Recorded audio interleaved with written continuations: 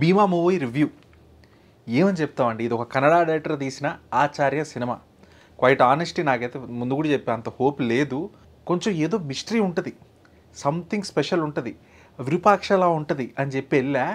చెప్తున్నా కదండి, ఈ సినిమా ఎలా ఉందంటే మన టాలీవుడ్ రొటీన్ టెంప్లెట్ రొట్ట సినిమాలు ఉంటాయి కదా, దాన్ని ఇప్పుడు పాత రికార్డు కొత్త పేజ్ అటు ఇటు మార్చేసి దాని మీద గ్లిటర్ జల్లినట్టు కుంకుమ జల్లేసి డివైన్ యాంగిల్ ఏదో తీసుకొచ్చేసి చూపించేస్తే చూస్తామంటే మాత్రం కష్టం. Hello guys, welcome to barbell pitch meetings. కొత్తగా వచ్చినట్లయితే లైక్, షేరు, సబ్స్క్రైబ్ ఇవన్నీ తెలిసినాయి కదా. మీ పనులు మీరు చేయండి, నా పని నేను చేసుకుంటూ వెళ్ళిపోతాను. అలాగే ఏం చెప్తామండి, ఈ మధ్య సినిమాలు మరి అనుకుంటాం, బాగా అనుకొని వెళ్తాం, కొన్నిటికి అవి వర్కౌట్ బాధేస్తుంది. కానీ ఈ సినిమాకి కొంచెం భయంగా వెళ్తుంటాం అనమాట. భయంగా ఎందుకురా అంటే చెప్తా, జిహాద్ సినిమాలు ఉంటాయి కొన్ని అని వెళ్తే మనం పోతాం, అలాంటి సినిమాలు అనమాట ఇవి. మెల్లమెల్లగా గోపీచంద్ గారు కూడా ఎలా అయిపోతారంటే నమ్మకం పోతుందండి. ఆల్రెడీ చాలా వరకు పోయింది. ఎందుకంటే మీరు ఎన్నిసార్లు ట్రై చేస్తారు. నేను లాస్ట్ 3 సినిమాలు చూశానండి. నాకు తెలిసి పక్కా కమర్షియల్, అంతకుముందు ఇంకేదో సినిమా వచ్చింది, దాని తర్వాత ఇది 3 సినిమాలు చూశాను.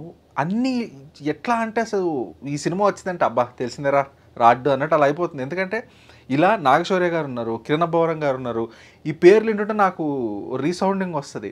అలానే ఇది కూడా అయిపోతుంది మెల్లగా. ఇదంతా ఎందుకురా మాకు, సినిమా ఎలా ఉంది, ఈ సినిమా గురించి మాట్లాడంటారా? కష్టం అండి, కష్టం కూడా is very very polite way of putting it అనుకోండి. ఇంకా నువ్వంత హార్ష్గా మాట్లాడుతుంది కష్టమే. లాస్ట్ కూడా రాశాడు, బార్బెల్ గారు డాక్టర్ అయితే ఆపరేషన్ ఇస్తే బతుకుతాడు కానీ కష్టమే అని. That was funny. సరే ఓకే, పాయింట్ బీయింగ్, సినిమాలో మీకు ఎగ్జాంపుల్ చెప్తా. క్రింజ్ ఫెస్ట్ ఎలా ఉంటుంది, టాలీవుడ్లోనే క్రింజ్ అంతా తీసుకొచ్చి ఒక సినిమాలో ప్యాక్ చేస్తే ఎలా ఉంటుందో ఉంటుంది ఈ సినిమా. ఎగ్జాంపుల్తో చెప్తాను, మీకు ఫుల్ క్లారిటీ వస్తుంది. Example number 1, hero is the super man. తెలిసిందే కదా, కొడితే ఎగిరి పడతారు, ఇంకా అన్ని స్టాండర్డ్ టెంప్లెట్స్. కానీ ఒక డైలాగ్ చెప్తాడు అప్పుడే ఫ్రెష్గా, ఏంటంటే పోలీస్ అంటే సర్వింగ్, డాక్టర్లు జీతాలు తీసుకుంటారు పని చేశాక, కానీ పోలీసులు అలా కాదు, అది ఇది, వీఆర్ ఎవ్రీథింగ్, పబ్లిక్ కోసం నేను కష్టపడతా, అదే మంచి ఎమోషనల్ డైలాగ్ చెప్పి సెల్యూట్లు కొట్టించుకుంటారు. నెక్స్ట్ సీన్ అండి, లిటరలీ నెక్స్ట్ సీన్, హీరోయిన్ వెనకాల తిరుగుతూ ఉంటాడు. పొద్దున్న రాత్రి హీరోయిన్ పటాయించారు నేను కంప్లైంట్ ఇవ్వడానికి వస్తే, మళ్ళీ ఎలా చూపిస్తారంటే లిటరలీ ఇలా హీరోయిన్ నడుస్తూ వెళ్తుంటే బ్యాక్ జూమ్ చేస్తారు, హీరోయిన్ ఇలా తిరుగుతూ ఉంటాడు, ఒక చెత్త మ్యూజిక్ వేస్తారు అక్కడ, అండ్ హీరోయిన్ కూడా ఇక్కడ కాదు ఇక్కడ నేను చూస్తున్నా అంటది. ఈ సీన్ 2-3 సార్లు రిపీట్ అవుద్ది. అలాగే హీరో చెప్పే సిన్సియర్ అది పోలీస్ అంటాడు, హీరోయిన్ కనపడితే చాలు వెళ్ళిపోయి హాస్టల్ బయట కూర్చుంటాడు, వంకలు ఎతికి తన రూమ్ లోపలికి వెళ్ళడానికి ట్రై చేస్తాడు. లేడీస్ హాస్టల్ లోపలికి యూనిఫామ్లో ఉన్న పోలీస్, సిన్సియర్ పోలీస్ ఇట్లా రాస్తే ఏందండి, ఏం చదివి రాస్తున్నారు? ఒక పోలీసు ఇలా చేయడం తప్పు కాదు అని అట్లా కాదు, క్యారెక్టర్ అలాంటి అయితే రాయొచ్చు, కన్సిస్టెన్సీ అనేది ఉండాలి కదా. వీడు తుంటరోడా సిన్సియరా ఏంది ఇది? ఒక్కోసారి తెలుగు సినిమా చచ్చిపోతుందేమో భయం వేస్తుంది. పాయింట్ నెంబర్ 2, కామెడీలు కూడా ఎట్లా ఉంటాయండి. ఒక ఎగ్జాంపుల్ చెప్తానండి. ఇది నేను క్వైట్ ఆనెస్ట్లీ ఒక కామెడీ చెప్తాను. 8th 9th క్లాస్లో, నేను 8th 9th క్లాస్లో ఉన్నప్పుడు 1990sలో చేసే కామెడీస్ అనమాట. 2000 మరి అంత ఓల్డ్ కాదు నేను, 2000sలో బేసిక్ కాన్సెప్ట్ ఏంటంటే, నేను చిన్నప్పుడు ఒకటి చెప్పాను అనమాట. ఎలా చెప్పాలి, మీ పీనస్ అంటే సెల్ ఫోన్ అని తెలుగులో చెప్పా. ఆడు చాలా పిల్లాడు అనమాట. సో వెళ్ళిపోయి నా దగ్గర ఒకటి ఉంది, మా తమ్ముడి దగ్గర ఒకటి ఉంది, అలా కామెడీ చాలా చఫా కామెడీ అండి అది. అలాంటిది ఈ సినిమాలు ఇప్పుడు ఆఫ్టర్ ఆల్ దీస్ ఇయర్స్ పెట్టారు. ఏంటి అంటే, వర్జిన్ అంటే ఏంటి సార్ అని చెప్పి కానిస్టేబుల్ హీరోని అడిగితే ఇలా తిరిగి వర్జిన్ అంటే మంచివాడు రా అంటాడు.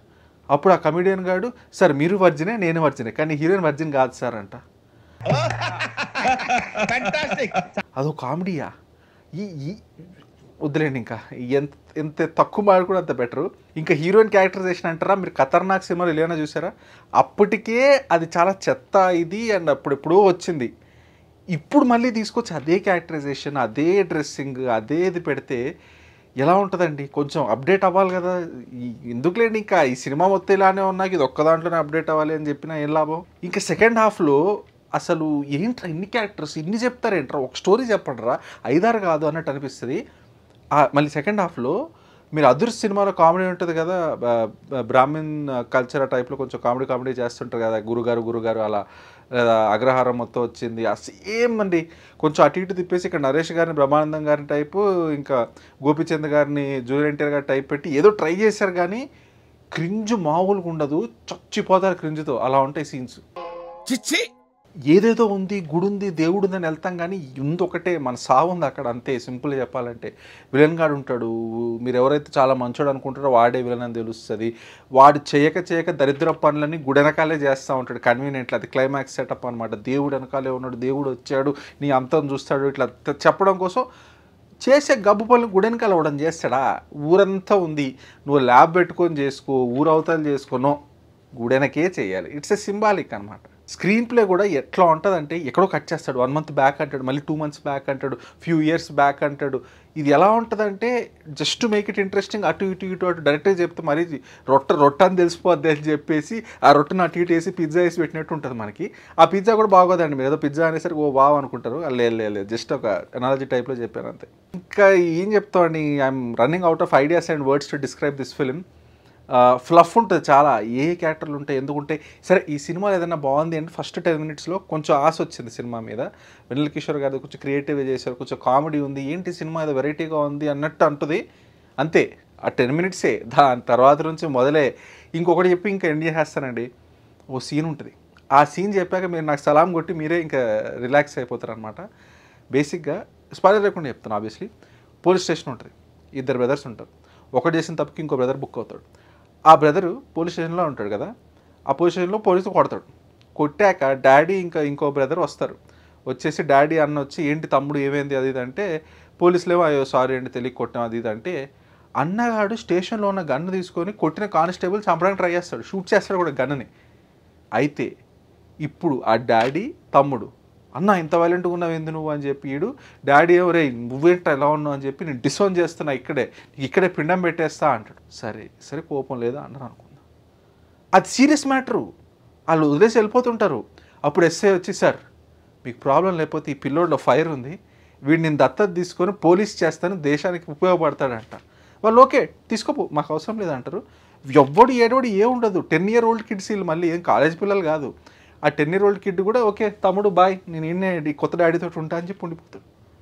ఒరే నేను రియల్ ఎస్టేట్ ప్లాట్ల కోసం మర్డర్లు రేపులు చేయడం చూశాను, కానీ ఈయన సినిమా ప్లాట్ల కోసం ఏందిరా ఈ దారుణాలు, ఇట్లాంటి దారుణాలు చూస్తాను నేను ఎన్నడూ అనుకోలే.